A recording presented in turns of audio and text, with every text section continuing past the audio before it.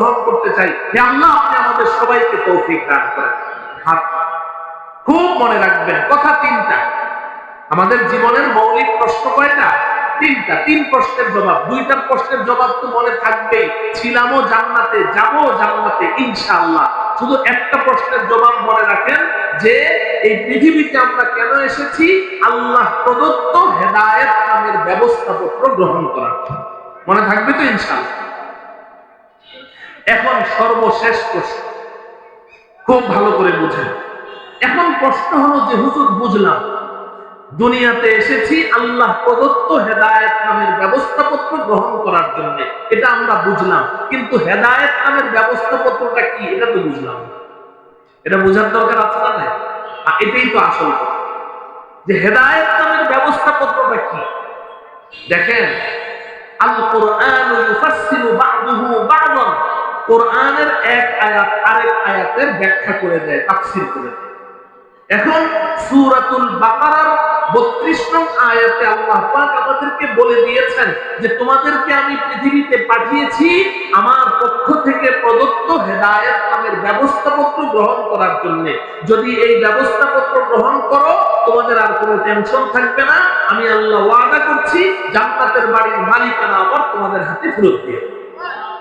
এখন প্রশ্ন হলো, হেদায়েত নামের ব্যবস্থাপত্র কি? তো এটার ব্যাখ্যা আল্লাহ পাক করে দিয়েছেন সূরাতুন নাহলের 97 নম্বর আয়াত। সূরাতুন নাহল, সূরার নাম কি? সূরাতুন নাহল, আয়াত নাম্বার 97। কত নাম্বার? 97 নম্বর আয়াতে আল্লাহ রাব্বুল আলামিন এই আয়াতের ব্যাখ্যা করেছেন যে হেদায়েত নামের ব্যবস্থাপত্রটা কি। আমি ওই আয়াতটি খুতবার মধ্যে তেলাওয়াত করেছি। আল্লাহ পাক বলেন, মান আমিলা সালিহান মিন যাকারিন আও উনসা ওয়া হুয়া মুমিন ফালানুহইয়ান্নাহু হায়াতান তাইয়্যিবাহ ওয়া লানাজজিয়ান্নাহুম আজরাহুম বিআহসানি মা কানু ইয়ামালুন। আল্লাহ রাব্বুল আলামিন বলেন, এই দুনিয়ার মানুষ, মান আমিলা সালিহান মিন যাকারিন আও উনসা, তুমি পুরুষ হও আর মহিলা হও। আল্লাহ বলছেন, এই দুনিয়ার মানুষ শোনো, তুমি পুরুষ হও আর মহিলা হও। মিন যাকারিন আও উনসা, যাকার মানে পুরুষ, উনসা মানে মহিলা। আল্লাহ বলছেন, এই পুরুষ তোমরাও আমার কথাটা শোনো, এই মহিলারা তোমরাও আমার কথা শোনো। আল্লাহ বলছেন শোনার জন্য। আল্লাহ বলছেন, এখন আপনি শুনবেন না শুনবেন সেটা আপনার ব্যাপার, কিন্তু আল্লাহ বলছেন তুমি পুরুষ হও তাও আমার কথা শোনো, মহিলা হও তাও শোনো। একটা গুরুত্বপূর্ণ কথা দেখেন আমার প্রিয় ভাইয়েরা ও আমার মায়েরা, বোনেরা, আল্লাহ পাক যখন নামাজের কথা বলেছেন তখন পুরুষদেরকে আলাদাভাবে ডাক দেননি, মহিলাদেরকে আলাদাভাবে ডাক দেননি, একবারে বলে দিয়েছেন আকিমুস সালাহ, তোমরা নামাজ পড়ো। এই তোমরার মধ্যে নারী পুরুষ সব আছে। আল্লাহ পাক রোজার কথা বলেছেন, কুতিবা আলাইকুমুস সিয়াম, তোমাদের উপরে রোজাকে ফরজ করে দেওয়া হয়েছে, তোমাদের মধ্যে নারী পুরুষ সব আছে। আল্লাহ পাক যাকাতের কথা বলেছেন, আতুজ যাকাত, তোমরা সবাই যাকাত আদায় করো। এই তোমরার মধ্যে নারী পুরুষ সব আছে। আল্লাহ পাক হজের কথা বলেছেন, ওয়ালিল্লাহি আলান নাসি হিজ্জুল বাইত মান ইসতাতা ইলাইহি সাবিলা, তোমাদের মধ্যে যাদের সামর্থ্য আছে তোমরা যেন হজ আদায় করো। দেখেন এখানে নারী পুরুষকে আলাদা আলাদা করে ডাক দেননি, কিন্তু আমি এখন যে বিধানটার কথা আপনাদেরকে বলছি, এখানে আল্লাহ পাক নারীদেরকে আলাদা ডেকেছেন, পুরুষদেরকে আলাদা ডেকেছেন। গুরুত্ব কম না বেশি? বুঝে আসে? দেখেন আল্লাহ পাক কি বলেন, মান আমিলা সালিহান মিন যাকারিন আও উনসা ওয়া হুয়া মুমিন, তুমি পুরুষ হও আর মহিলা হও, এই আমার বান্দা, এই আমার বান্দি, তুমি দুইটি মাত্র কাজ করবে, মাত্র দুইটি কাজ করবে। আমি আল্লাহ তোমার সাথে দুইটি ওয়াদা করলাম। সুবহানাল্লাহ। আমাদের কাজ দুইটি। কয়টি কাজ? দুইটি। আল্লাহর ওয়াদা দুইটি। এই যে দুইটি কাজের কথা এই আয়াতে আল্লাহ পাক বলেছেন না, এই দুইটি কাজই হচ্ছে হেদায়েত নামের ব্যবস্থা। এই দুইটি কাজ। কয়টি মাত্র কাজ? দুইটি। আমি আপনি এই দুনিয়াতে এসেছি হেদায়েত নামের ব্যবস্থাপত্র গ্রহণ করতে। আর হেদায়েত নামের ব্যবস্থাপত্র কয় কাজের নাম? দুই কাজ। বলেন না কয় কাজ? দুই কাজের নাম। বাস, একদম সহজ।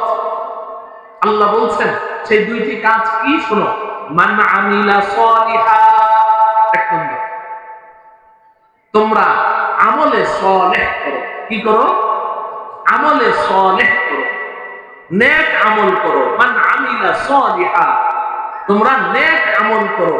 ওয়া হুয়া মুমিন, ঈমানের সাথে করো। কিসের সাথে? সুবহানাল্লাহ বলেন। কি করতে হবে? নেক আমল। বলেন কি করতে হবে? নেক আমল। মান আমিলা সালিহা, কিসের সাথে করতে হবে? ঈমানের সাথে। বলেন কিসের সাথে? ঈমানের সাথে। মনে থাকবে কি এই আমার আপনার এই পৃথিবীতে আগমনের লক্ষ্য উদ্দেশ্য এই দুইটা কাজ। এই দুইটা কাজের কথা খুব মনে রাখেন। এক নম্বর হলো আমলে সালেহ করতে হবে, এটা আরবি শব্দ, নেক আমল করতে হবে। কি করতে হবে? নেক আমল। দুই নম্বর কিসের সাথে করতে হবে? ঈমানের সাথে করতে হবে। আল্লাহ আমাদের সবাইকে তৌফিক দান। নেক আমল করব, ঈমানের সাথে করব। বলেন নেক আমল করব। বলেন কি করব? নেক আমল করব। কিসের সাথে করব? ঈমানের সাথে। এই দুই কাজ আমাদের, আর কিচ্ছু না। এই যে আমার প্রিয় ভাইয়েরা, এই যুবক ভাইয়েরা, মুরব্বীরা, মায়েরা, বোনেরা, আপনারা যে ঈমান, ইসলাম, দ্বীন, শরীয়ত, তরিকত, মারিফাত যা কিছু বলেন, এই সব কিছু হলো এই দুই কাজ। এই দুইয়ের বাইরে ইসলাম নাই, এই দুইয়ের বাইরে দ্বীন নাই, এই দুইয়ের বাইরে শরীয়ত নাই, তরিকত নাই, মারিফাত নাই, সব কিছু এই দুইয়ের মধ্যে। এক নাম্বার কি? নেক আমল করব। বলেন সবাই নেক আমল করব। মনে রাখবেন তো ইনশাআল্লাহ? আল্লাহর ওয়াস্তে মনে রাখবেন। নেক আমল করব। কিসের সাথে করব? ঈমানের সাথে। আল্লাহর ওয়াদা কয়টা? দুইটা। আল্লাহর ওয়াদা দুইটা, আমি পরে বলবো 2 মিনিটের মধ্যে। এর আগে আমাদের আরেকটা কথা বুঝতে হবে যে হুজুর নেক আমল করব, ঈমানের সাথে করব। খুব সহজ কথা, মনে রাখবো ইনশাআল্লাহ। বাকি নেক আমলটা কি জিনিস? নেক আমল কি জিনিস এটা বোঝা লাগবে না? আমার প্রিয় যুবক ভাই, আমি তোমাদের দৃষ্টি আকর্ষণ করছি বিশেষ করে, নেক আমল কি জিনিস? নেক আমলের ওয়াজ যখন আমরা করি, নেক আমলের ওয়াজ যখন আমরা শুনি, তো আমাদের চিন্তাটা একদিকে দৌড়ায়। নেক আমলের দুইটা ডালা, নেক আমলের দুইটা ডালা। একটা ডালার দিকে আমাদের চিন্তা যায়, আরেকটা ডালার দিকে চিন্তা যায় না। ইবলিস শয়তান যাইতে দেয় না। নেক আমলের অর্ধেক ব্যাখ্যা ইবলিস শয়তান আমাদেরকে বুঝতে দেয়, আর অর্ধেক ব্যাখ্যা আমাদেরকে বুঝতে দেয় না। দেখেন, যখনই আমরা নেক আমলের ওয়াজ শুনি, তো দিলের মধ্যে কি আসে? যে নেক আমল করতে হবে, এছাড়া তো কোনো উপায় নাই। নেক আমল করতে হবে, না হলে তো জান্নাত পাওয়া যাবে না। তাইলে নেক আমল কি? নেক আমল অর্থ হলো 5 ওয়াক্ত নামাজ সময় মতো পড়তে হবে। ঠিক কিনা বলেন? 5 ওয়াক্ত নামাজ সময় মতো পড়া, এটা নেক আমল কিনা? এটা সবচেয়ে গুরুত্বপূর্ণ নেক আমল, তাই না? আচ্ছা, তাহলে নামাজ পড়তে হবে, নেক আমল। সামনে রমজানের প্রত্যেকটা রোজা গুরুত্বের সাথে রাখতে হবে, এটা কি? নেক আমল। যাকাত যাদের উপরে ফরজ হয়েছে, পাই পাই হিসাব করে যাকাত দিতে হবে, এটা কি? নেক আমল। হজ ফরজ হলে হজ করতে হবে, নেক আমল। কোরআন তেলাওয়াত করতে হবে, নেক আমল। তারপরে আপনার দান খয়রাত করতে হবে, নেক আমল। জিকির আজকার করতে হবে, নেক আমল। তাসবিহ তাহলিল করতে হবে, নেক আমল, তাই না? বড়দেরকে শ্রদ্ধা করতে হবে, নেক আমল। ছোটদেরকে স্নেহ করতে হবে, নেক আমল। পর উপকার করতে হবে, নেক আমল। এই যে করতে হবে, চলতে হবে, ধরতে হবে, পড়তে হবে, নেক আমল, এগুলো কিন্তু আমাদের সবার বুঝে আসে, এগুলো বুঝে আসে। কিন্তু আমার প্রিয় ভাই, এই যে পড়তে হবে, নামাজ পড়তে হবে, রোজা রাখতে হবে, হজ করতে হবে, যাকাত দিতে হবে, কোরআন তেলাওয়াত করতে হবে, জিকির আজকার করতে হবে, দান খয়রাত করতে হবে, এই পড়তে হবে, করতে হবে, পড়তে হবে, চলতে হবে, এগুলো যেমন নেক আমল, ঠিক এর বিপরীতে আরেকটা নেক আমলের গুরুত্বপূর্ণ পাঠ হয়ে গেছে যে নেক আমল মানে আজকে থেকে মিথ্যা কথা ছাড়তে হবে, সুদ খাওয়া ছাড়তে হবে, ঘুষ খাওয়া ছাড়তে হবে, চুরি করা ছাড়তে হবে, ছিনতাই করা ছাড়তে হবে, ডাকাতি করা ছাড়তে হবে, অন্য নারীর দিকে কুদৃষ্টি দেওয়া ছাড়তে হবে, গান শোনা ছাড়তে হবে, মোবাইলে নিষিদ্ধ ছবি দেখা ছাড়তে হবে, অন্যের গীবত শিকায়েত করা ছাড়তে হবে, অন্যের সম্পদ অন্যায়ভাবে লুট করা ছাড়তে হবে, চাঁদাবাজি ছাড়তে হবে, দুর্নীতি ছাড়তে হবে। এই যে ছাড়তে হবে এই চিন্তাটা শয়তান আমাদেরকে করতেই দেয়। নেক আমল শুধু করার কাজ করতে হবে এটাই একমাত্র নেক আমল নয়। নেক আমল দুইটা পার্ট, একটা হলো করার কাজ করতে হবে, আরেকটা হলো ছাড়ার কাজ ছাড়তে হবে। আমরা ছাড়ার কাজ ছাড়তে হবে এই চিন্তাটা আমরা করতেও পারি না। এই কারণে সমাজে দেখা যায় কিছু কিছু মানুষ নামাজ পড়ে কিন্তু বাজারে গিয়ে ভেজাল মাল বিক্রি করে, আছে না নাই?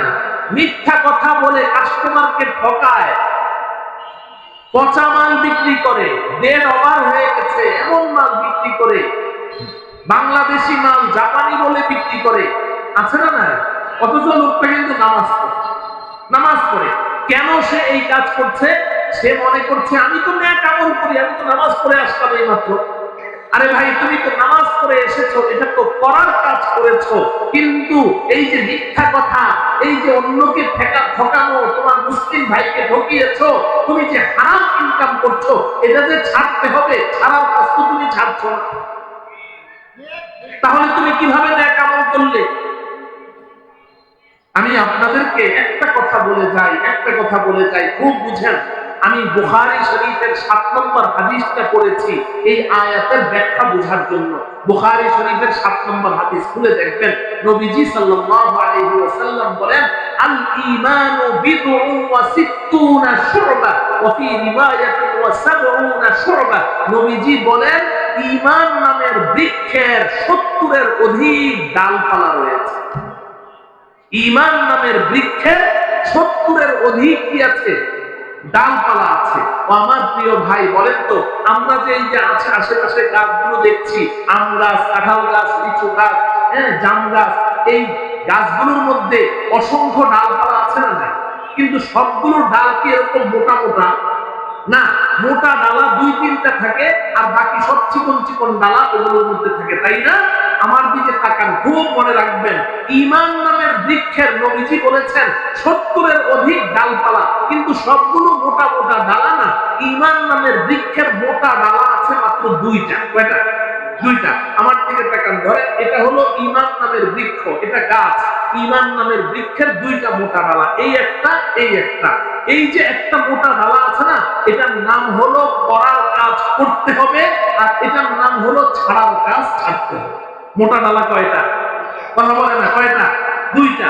একটা কি করার কাজ, আরেকটা কি ছাড়ার কাজ ছাড়তে হবে। এই যে একটা মোটা ডালা দেখছেন, করার কাজ করতে হবে, এটার মধ্যে অসংখ্য ছোট্ট ছোট্ট ডালা আছে, করার কাজ করতে হবে। এখন করার কাজ কি কি করতে হবে? নামাজ পড়তে হবে, রোজা রাখতে হবে, হজ করতে হবে, যাকাত দিতে হবে, তাই না? কোরআন তেলাওয়াত করতে হবে, দান খয়রাত করতে হবে, বড়দেরকে সম্মান করতে হবে, ছোটদেরকে স্নেহ করতে হবে, অন্যদের উপকার করতে হবে, এক মুসলমান আরেক মুসলমানের কল্যাণ কামনা করতে হবে। এই যে করতে হবে, চলতে হবে, এগুলো সব ছোট্ট ছোট্ট ডালা এই মোটা ডালাটার মধ্যে আছে। আরেকটা ডালা আছে ছাড়ার কাজ ছাড়তে হবে। এখন এটার মধ্যে কি কি ডালা আছে? অসংখ্য ডালা আছে। মিথ্যা কথা ছাড়তে হবে, সুদ খাওয়া ছাড়তে হবে, ঘুষ খাওয়া ছাড়তে হবে, জুয়া খেলা ছাড়তে হবে, দুর্নীতি ছাড়তে হবে, মদ পান করা ছাড়তে হবে, জেনা ব্যভিচার ছাড়তে হবে, চোখের গুনাহ ছাড়তে হবে, অন্তরের গুনাহ ছাড়তে হবে। এই ছাড়তে হবে, এটা হলো এই ডালার মধ্যে। এখন আমি যদি শুধু করার কাজগুলো করেই গেলাম, ছাড়ার কাজগুলো ছাড়লাম না, তাইলে কি নেক আমল করা হলো? না, হলো নেক আমল করা হলো না বন্ধু। বরং আমি তো বলি যে করার কাজ করতে হবে, এই ডালার চেয়ে ছাড়ার কাজ ছাড়তে হবে, এটার গুরুত্ব আরো বেশি। এটার গুরুত্ব কি বেশি। কেন বেশি? আমি আপনাদেরকে নবীজির একটা ছোট্ট একটা হাদিস শোনাবো, ভয়ঙ্কর হাদিস, ভয়ঙ্কর হাদিস। এই হাদিসটা শোনানোর আগে আমি একটা উদাহরণ দেই, তাহলে হাদিসটা বুঝতে আপনাদের সহজ হবে। দুই বন্ধু মাছ মারতে গেছে, দুই বন্ধু মাছ মারতে গেছে। আচ্ছা, এই যে মাছ মারতে গেল, মাছ ধরে যেই পাত্রের মধ্যে মাছগুলো রাখে, ওই পাত্রটাকে আপনাদের এই অঞ্চলে কি বলে? ডুলা। ডুলা বুঝেন সবাই? আর খালই বলে কোন কোন অঞ্চলে, আমাদের কুমিল্লার ভাষায় ডুলা বলে, খালই। আচ্ছা, এখন দুই বন্ধুতে মাছ মারতে গেছে।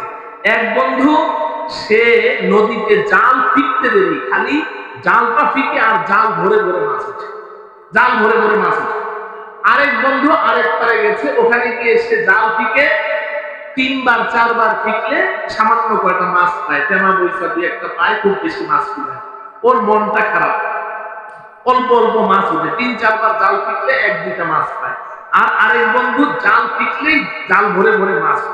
এখন যেই বন্ধু জাল ভরে ভরে মাছ উঠছে না, সে মাছগুলো ধরে ধরে যেই খালের মধ্যে মাছগুলো রাখছে, খালের তলার মধ্যে এত বড় একটা ছিদ্র, খালের তলার মধ্যে কি এত বড় একটা ছিদ্র। আর যেই বন্ধু 3-4 বার জাল ফিকার পরে আপনার 2-4টা করে মাছ পায়, ওর খালইটা ভালো, কোনো ছিদ্র নেই। আচ্ছা, এবার বলুন তো দেখি, সন্ধ্যাবেলা দুই বন্ধুতে সারাদিন মাছ মারলো, মাছ মেরে এখন দুই বন্ধু খালই নিয়ে বাড়িতে গেল। যেই বন্ধু জাল ভরে ভরে মাছ ধরলো, তার খালের মধ্যে মাছ আছে কয়টা? হ্যাঁ, একটাও না, একটাও না, একটাও না। আর যেই বন্ধু এই 3-4 বার জাল ফিকলে 2-1টা করে মাছ পায়, অল্প কয়টা মাছ পায়, ওই বন্ধু খালের মধ্যে যেই কয়টা মাছ রেখেছে, বাড়িতে গিয়ে দেখে সব ঠিকঠাক আছে। ঠিক কিনা বলেন? এই উদাহরণটুকু যদি আপনাদের মাথায় ঢুকে, তাহলে এবার শোনেন, নবীজি একটা ভয়ানক হাদিস বলেছেন। قال رسول الله صلى الله عليه وسلم رب كاسية في الدنيا عارية في الآخرة أو كما قال رسول الله صلى الله عليه وسلم। এই হাদিসের মুহাদ্দিসিনে কেরাম 3টা ব্যাখ্যা করেছেন, আমি একটা মাত্র ব্যাখ্যা আপনাদেরকে শোনাবো। নবীজি বলেন, রুব্বা কাসিয়াতিন ফিদ দুনিয়া আরিয়াতুন ফিল আখিরা, এই দুনিয়ার মধ্যে অনেক কাপড় পরিহিত, পোশাক পরিহিত নারী পুরুষ এমন আছে, হাসরের ময়দানে তারা উলঙ্গ থাকবে, শরীরে কোনো কাপড় থাকবে না। নাউজুবিল্লাহ। রুব্বা কাসিয়াতিন ফিদ দুনিয়া, দুনিয়াতে কাপড় আছে, আরিয়াতুন ফিল আখিরা, আখিরাতে তার শরীরে কি নাই? কাপড়। এই হাদিসটার মুহাদ্দিসিনে কেরাম কয়টা ব্যাখ্যা করেছেন? 3টা। আমি একটা ব্যাখ্যা আপনাদের শোনাবো। সেটা কি? সেটা হলো যে এখানে কাসিয়াতুন দ্বারা উদ্দেশ্য হলো আমিলাতুন, রুব্বা আমিলাতিন ফিদ দুনিয়া আরিয়াতুন ফিল আখিরা, আই খালিয়াতুন আনিস সাওয়াবি ফিল আখিরা। যে দুনিয়াতে এমন অনেক পুরুষ, অনেক মহিলা এমন আছে যে তারা প্রচুর নেক আমল করে, প্রচুর নেক আমল করে। ভালো করে বুঝেন, কিন্তু নামাজ ফরজ, ওয়াজিব, সুন্নতে মুআক্কাদা এটা তো পড়েই, উপরন্তু সে প্রচুর নফল নামাজ পড়ে, সকালে চাষের নামাজ পড়ে, ইশরাকের নামাজ পড়ে, মাগরিবের পরে আওয়াবিনের নামাজ পড়ে, তাহাজ্জুদের নামাজ পড়ে, আবার রমজানের রোজা তো রাখেই, আবার প্রতি সপ্তাহে সোমবারের রোজা রাখে, বৃহস্পতিবারের রোজা রাখে, আইয়ামে বীজ, চন্দ্র মাসের 3টা রোজা, 13-14 রোজা রাখে, কোরআন তেলাওয়াত করে, অনেক নফল ইবাদত করে। নবীজি বলেন, রুব্বা কাসিয়াতিন ফিদ দুনিয়া, দুনিয়াতে এমন অনেক আমল করে, অনেক আমল করে, আরিয়াতুন ফিল আখিরা, পরকালে গিয়ে দেখবে তার নেকির যে খালইটা আছে না, এই খালইটা খালি সওয়াব, ওয়াব, নেকি কিচ্ছু নাই। নাউজুবিল্লাহ। আমার প্রিয় ভাই, কল্পনা করেন তো, কল্পনা করেন, আমার মায়েরা কল্পনা করেন যে আপনি এই যে দুনিয়াতে এত আমল করছেন, এত আমল করছেন, আপনি আল্লাহর ভয়ে নামাজ পড়ছেন, রোজা রাখছেন, দান খয়রাত করছেন, মাদ্রাসা নির্মাণ করছেন, মসজিদ নির্মাণ করছেন, অনেক নফল রোজা রাখছেন, নফল নামাজ পড়ছেন, কিন্তু হাসরের ময়দানে গিয়ে যদি দেখেন আপনার নেকির খালইটা খালি, কেমন হবে? কল্পনা কি হবে বলেন? নবীজি এই কথা বলছেন যে সে প্রচুর আমল করেছে, কিন্তু হাসরের ময়দানে তার নেকির খালই খালি, দুলা খালি, নেকি নাই, সওয়াব নাই। সে প্রশ্ন করবে, ওগো রব্বুল আলামিন, ব্যাপারটা কি? বুঝলাম না তো কিছু। এলাকার মধ্যে তো সবচেয়ে বেশি নামাজ আমি পড়তাম, মানুষ তো আমার নামাজের দিকে তাকিয়ে থাকতো, আমার রুকু সিজদা এত লম্বা হতো, এত সুন্দর হতো, সারাদিন তাসবিহ জপতাম, জিকির করতাম, কোরআন তেলাওয়াত করতাম, মানুষ আমাকে নামাজি বলতো, আমাকে রোজাদার বলতো, আমাকে দানশীল বলতো, আমাকে বড় নেককার পরহেজগার বলতো, কিন্তু আমার এত এত আমলগুলো গেল কোথায়? আমার নেকির খালইটা কোথায় গেল কোথায়? সে যখন আল্লাহর কাছে প্রশ্ন করবে, আল্লাহ পাকের পক্ষ থেকে জবাব আসবে, রে হতভাগা, রে হতভাগিনী, তুই যে আমল করেছিস, তুই যে নেক আমল করেছিস, আমি আল্লাহ অন্ধ নই, আমি সব দেখেছি, আমি তোর নামাজও দেখেছি, আমি তোর রোজাও দেখেছি, আমি তোর সমস্ত ইবাদত বন্দেগী দেখেছি, কিন্তু তুই এতটা হতভাগা, তুই একদিকে যেমন নেক আমলগুলো করেছিস, অপরদিকে তোর এই গুনাহের অভ্যাস ছিল, এই পাপের সাথে তুই জড়িত ছিলি, এই গান্দা অভ্যাস তোর মধ্যে ছিল, তুই একদিকে নেক আমল করেছিস, অপরদিকে এই গুনাহগুলো এককালে তুই করে গেছিস। তোকে যতই বুঝানো হয়েছে তুই এই গুনাহগুলো ছাড়িসনি, তোর এই গুনাহগুলোর কারণে তোর নেকির খালইর তলা ছিদ্রি হয়ে গেছে, তোর সমস্ত নেকি পড়ে গেছে। নাউজুবিল্লাহ। ও আমার প্রিয় ভাই, ও আমার প্রিয় মা, ও আমার প্রিয় বোন, কতটুকু ইবাদত আমরা করি, কতটুকু ইবাদত করি? যত সামান্য যতটুকু ইবাদতই করি ওই মাছ ধরার মতো, কিন্তু এই ইবাদতের যে খালইটা আছে, নেকির যে খালইটা আছে, আমার এই খালইটার তলা যেন ছিদ্রি হয়ে না যায়। যদি খালইর তলা ছিদ্রি হয়ে গেছে, আমার কপাল পুড়ে গেছে, আমার নেকি থাকবে না। নবীজি সাল্লাল্লাহু আলাইহি সাল্লাম ক্ষণে ক্ষণে বিভিন্ন হাদিসের মধ্যে আমাদেরকে সতর্ক করেছেন, এই আমার উম্মত, অমুক গুনাহটা তোমার নেকিগুলোকে জ্বালিয়ে পুড়িয়ে ভস্ম করে দেয়, অমুক গুনাহটা তোমার নেকিগুলোকে জ্বালিয়ে পুড়িয়ে ভস্ম করে দেয়, এই গুনাহটা করো না, এই গুনাহটা করো না, ওই গুনাহটা করো না, তোমার নেকি সব একদম জ্বলে যাবে, ভস্ম হয়ে যাবে, ভ্যানিশ হয়ে যাবে। নবীজি সতর্ক করেছেন। আমরা কিন্তু সতর্ক হচ্ছি না, আমরা কিন্তু সমান তালে একদিকে যেমন নেক আমল করে যাচ্ছি, করার কাজগুলো করে যাচ্ছি, ছাড়ার কাজগুলো কিন্তু ছাড়ছি না, করার কাজও করি, ছাড়ার কাজও করি, ছাড়ার কাজও কি করি। কিন্তু যদি ছাড়ার কাজ করি তাহলে আমার সর্বনাশ হয়ে যাবে, হাসরের ময়দানে আমার নেকির খালই খালি হয়ে যাবে, আমার জাহান্নামে যাওয়া ছাড়া কোনো উপায় নেই। অতএব এবার বলেন, নেক আমল করব, ঈমানের সাথে করব। কয় কাজ আমাদের? নেক আমল করব, ঈমানের সাথে করব। নেক আমল কয় জিনিসের নাম? দুই জিনিস। করার কাজ করতে হবে, ছাড়ার কাজ থাকতে হবে। বলেন আমার সাথে, করার কাজ করতে হবে, ছাড়ার কাজ থাকতে হবে। তাহলে আজকে থেকে করার কাজ করব, ছাড়ার কাজ ইনশাআল্লাহ। আল্লাহ আমাদেরকে তৌফিক দান। যদি আমি করার কাজ করি, ছাড়ার কাজ ছাড়ি, আল্লাহ পাকের পক্ষ থেকে দুইটা ওয়াদা আছে। কয়টা ওয়াদা? দুইটা। আল্লাহ রাব্বুল আলামিন বড় মেহেরবান, আল্লাহ পাক দুইটা ওয়াদা করেছেন। মান আমিলা সালিহাম মিন যাকারিন আও উনসা ওয়া হুয়া মুমিন ফালানুহইয়ান্নাহু হায়াতান তাইয়্যিবাহ ওয়া লানাজজিয়ান্নাহুম আজরাহুম বিআহসানি মা কানু ইয়ামালুন। আল্লাহ রাব্বুল আলামিন বলেন, এই আমার বান্দা, এই আমার বান্দি, তুমি পুরুষ হও আর মহিলা হও, দুই কাজ করো, নেক আমল করো, ঈমানের সাথে করো। আমি আল্লাহ দুইটা ওয়াদা করলাম। কয়টা ওয়াদা?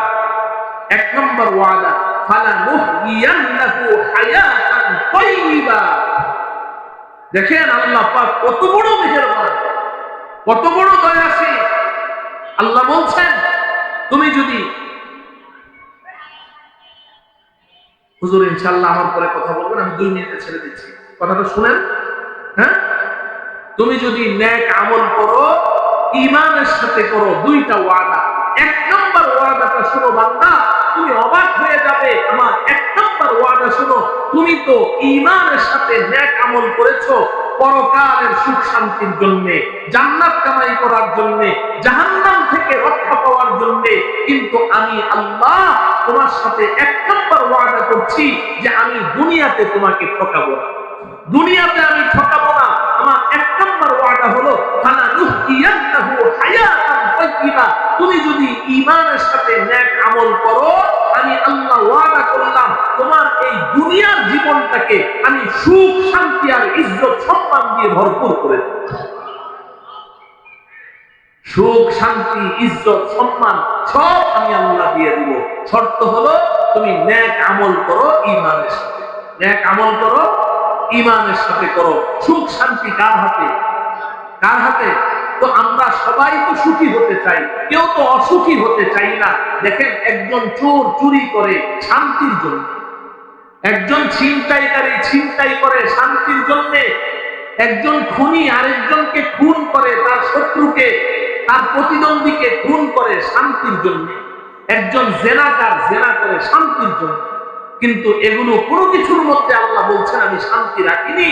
ও আমার বান্দা, ও আমার বান্দি, আমি শান্তি রেখেছি 2 কাজের মধ্যে। তুই নেক আমল করবি, ঈমানের সাথে করবি। দেখ আমি আল্লাহ আমার ওয়াদা রক্ষা করি কিনা। তোর দুনিয়ার জিন্দেগিটাকে আমি, কত সুখ তোর দরকার, কত শান্তি তোর দরকার, কি পরিমাণ তোর মান সম্মানের চাহিদা আছে, আমি আল্লাহ সব পূরণ করে দেব। 2 নম্বর ওয়াদা, ওয়ালা নাজজিয়ান্নাহুম আজরাহুম বিআহসানি মা কানু ইয়ামালুন। 2 নম্বর ওয়াদা, হে আমার বান্দা বান্দি শুনো, তুমি যে দুনিয়াতে নেক আমল করেছো, করার কাজগুলো করেছো, ছাড়ার কাজগুলো ছেড়েছো, আমি আল্লাহর ভয়ে ছেড়েছো, পরকালের আশায় ছেড়েছো, আসো আমার কাছে আসো। তুমি যে এই নেক আমলগুলো ঈমানের সাথে করেছো, এর বিনিময়ে তুমি কিছু নেকির মালিক হয়েছো।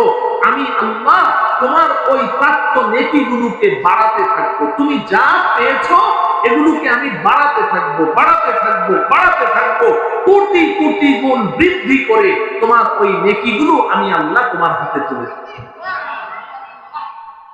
আল্লাহ রাব্বুল আলামিন এই কথাগুলোর উপর গভীরভাবে চিন্তা ভাবনা করে আমাদেরকে ভবিষ্যৎ চলার পথ নির্ধারণ করার তৌফিক দান করুন। বিশেষ করে আমার যুবক ভাইদেরকে করার কাজগুলো করার পাশাপাশি ছাড়ার কাজগুলো যেন আমরা ছাড়তে পারি, আল্লাহ আমাদেরকে সহজ করে দেন। ওয়া সাল্লাল্লাহু তাআলা আলা সাইয়্যিদিনা মুহাম্মদ ওয়া আলা আলিহি ওয়া আসহাবিহি আজমাইন। আসসালামু আলাইকুম ওয়া রাহমাতুল্লাহি ওয়া বারাকাতুহু।